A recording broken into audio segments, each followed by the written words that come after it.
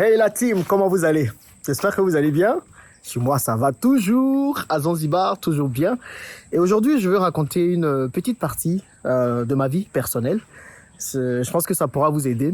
Je vais parler de comment est-ce que cet endroit, Zanzibar, que j'aime énormément, a changé ma vie. Donc, story time, écoutez très bien.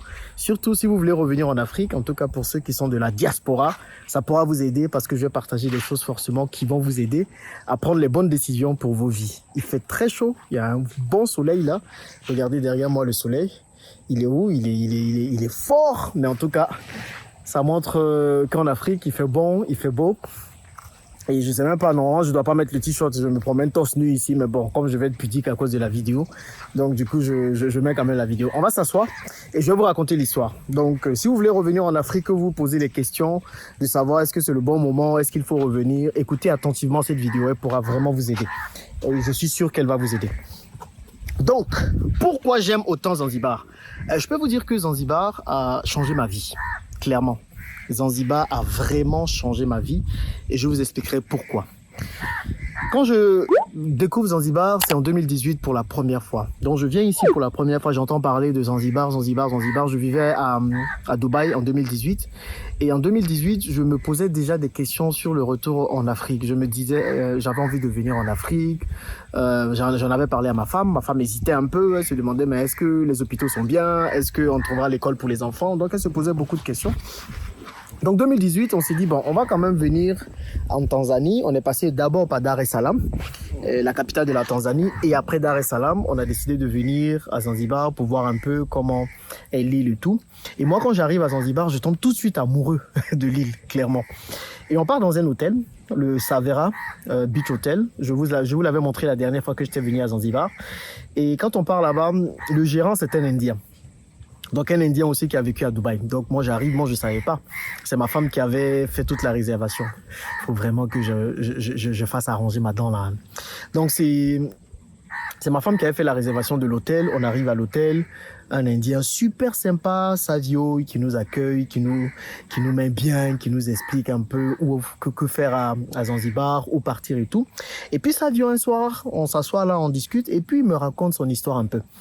Et son histoire m'a bouleversé. Clairement, je peux vous dire, ça m'a bouleversé. C'est son histoire qui m'a fait me poser beaucoup de questions. Et en gros, qu'est-ce qu'il a fait? Il vivait aussi à Dubaï, comme moi à l'époque. Et du jour au lendemain, un matin, il s'est levé, il en avait marre du Dubaï. Et il s'est dit qu'il allait partir dans un autre pays, dans un autre endroit. Et il choisit Zanzibar pour venir s'installer.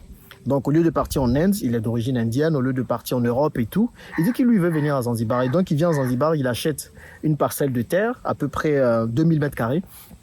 Il construit son hôtel dessus et il vit bien. Et quand moi je viens, que je le trouve, le gars, il me parle de l'Afrique, mais d'une certaine façon que moi-même, je suis dépassé. Il aime l'Afrique plus que tout. Il dit, yeah, Africa is the future. En 2018, je vous dis, en décembre 2018 à peu près.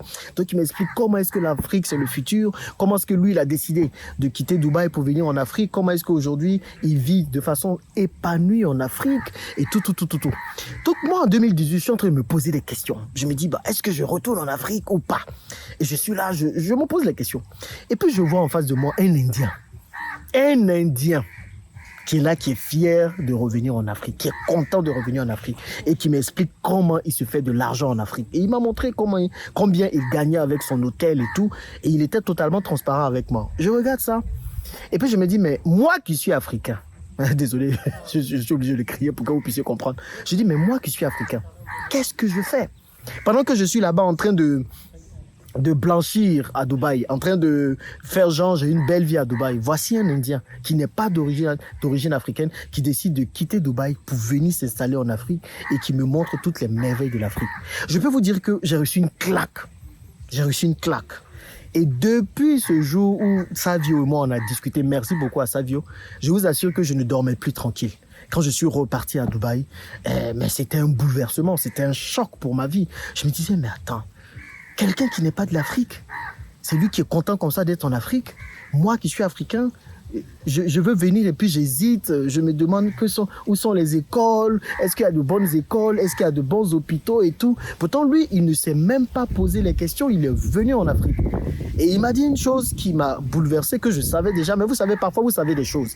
Mais quand vous entendez ces choses de la bouche d'autres personnes, ça vous travaille. Et il m'a dit en fait que tout le monde vit en Afrique.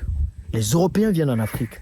Les Asiatiques viennent en Afrique. Les Américains viennent en Afrique. Et quand ils viennent ici, ils ont une belle vie. Ils vivent parfois la meilleure de leur vie. Donc lui, il ne s'est même pas posé des questions à savoir s'il doit venir ou pas. Lui, quand il pensait à l'Afrique, il voyait l'Afrique comme tous ceux qui venaient. Et comme dans cette partie de l'Afrique, en Afrique de l'Est, il y a pas mal d'Indiens, de Pakistanais qui viennent ici et qui se font de l'argent. Il s'est dit que lui aussi, il va venir, il va se faire de l'argent. Il est sur une île qui est très belle, il va profiter de la vie. Donc il ne s'est même pas posé de questions. Et c'est là que je me suis dit, en fait, moi-même qui suis africain, moi-même qui suis originaire de l'Afrique, avant de revenir, je me pose mille et une questions. Est-ce que les hôpitaux seront bien? Est-ce que les écoles seront bien? Est-ce que je vais bien me sentir? Est-ce que si... Pourtant, je suis resté ici jusqu'à mes 17 ans. Je suis resté en Afrique jusqu'à mes 17 ans. Donc, à un moment donné, je ne sais pas pourquoi je me pose 100 000 questions avant de revenir. Et là, ça fait tilt dans ma tête. Je me suis dit, non, il faut que je parte. Il faut que je parte. Et c'est là que, en fait, ma décision a été prise. J'ai dit non, moi, je ne peux pas rester là-bas en train de me poser ces questions. Et puis, c'est d'autres personnes qui viennent et s'enrichissent ici. Et ma femme ne comprenait pas. Elle dit, mais attends, prenons notre temps. J'ai dit, non, chérie, moi, je reste plus à Dubaï.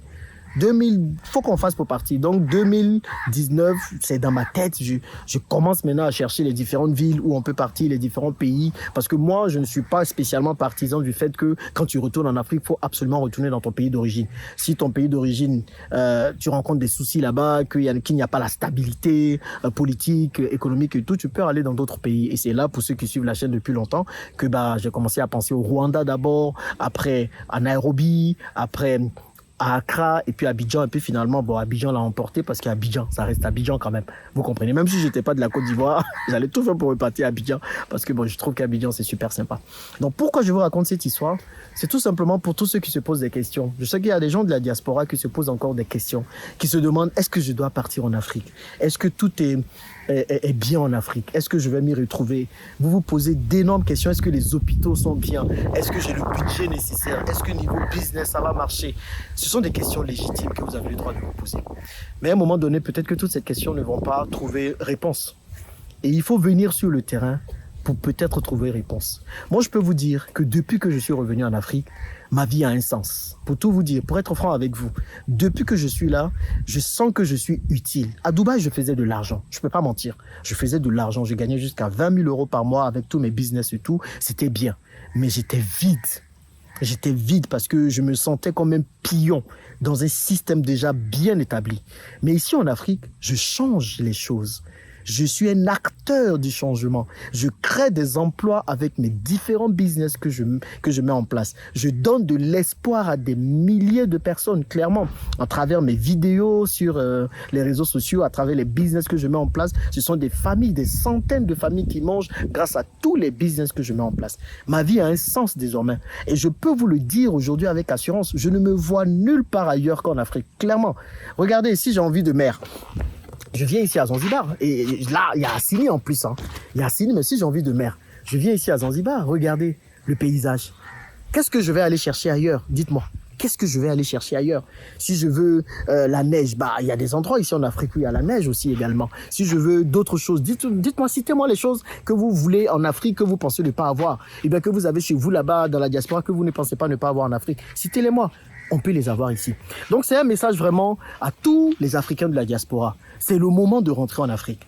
C'est le moment de rentrer en Afrique. Moi, ça fait un peu plus de 2 ans que je suis rentré en Afrique. Je vous ai montré tous les business que j'ai mis en place depuis que je suis rentré pour vous montrer que c'est possible de quitter la diaspora, de rentrer en Afrique et de réussir dans l'investissement, de réussir son retour en Afrique. Maintenant, forcément, il y a des choses qu'il faut faire pour réussir son retour en Afrique. Je pourrais peut-être en parler dans une autre vidéo, mais c'est possible de le faire. Et en Afrique, vous vivrez la meilleure de vos vies. Zanzibar a changé ma vie. L'Afrique a changé ma vie. J'ai l'impression maintenant de vivre et de naître de nouveau. Clairement, c'est une nouvelle naissance. Parce que moi, j'ai fait quasiment 20 ans à l'étranger. J'ai fait 5 ans au Maroc, 8 ans en France et 6 ans à Dubaï. Je peux vous dire que j'ai vécu toutes ces années, j'ai appris des choses, j'ai accumulé de l'argent, mais je me sentais vide. Je ne me sentais jamais à ma place.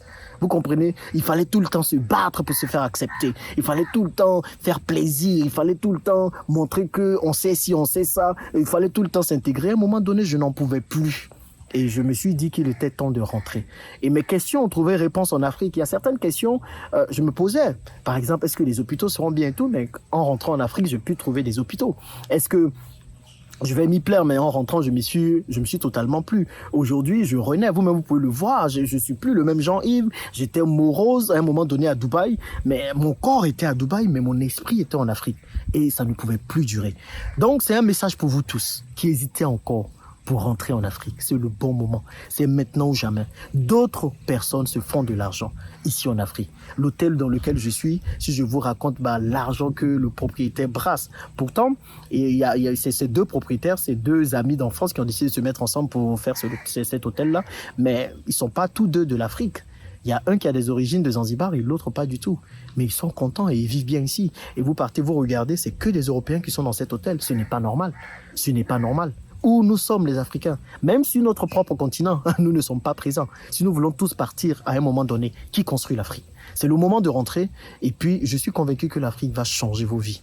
L'Afrique va changer vos vies complètement. Donc à tous ceux qui hésitaient, à tous ceux qui se posent encore des questions, à tous ceux qui se disent est-ce que c'est ma place en Afrique? J'ai envie de vous répondre, c'est votre place. C'est ta place spécialement.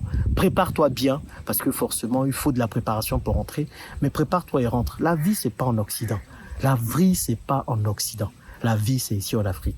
On vit tellement bien ici, clairement. En tout cas, moi, l'Afrique a changé ma vie. Et pour rien au monde, si quelqu'un me vient, je ne sais pas combien d'argent la personne va me proposer pour aller vivre ailleurs, que ce soit à Dubaï, que ce soit en France, que ce soit aux États-Unis, jamais je n'irai vivre ailleurs. L'Afrique ou rien du tout. Voilà, c'est ce que je voulais partager avec vous. Moi, c'est Jean-Yves, l'investisseur africain. Je partage toutes mes étapes d'investissement et mon envie, c'est que la plupart des Africains réussissent leurs investissements en Afrique afin que le maximum quitte la diaspora pour rentrer. Donc, si c'est une thématique qui vous intéresse, abonnez-vous les amis et on se dit à bientôt dans la prochaine vidéo. Si vous avez des questions sur le retour en Afrique, n'hésitez pas à les poser dans les commentaires. Allez, à plus.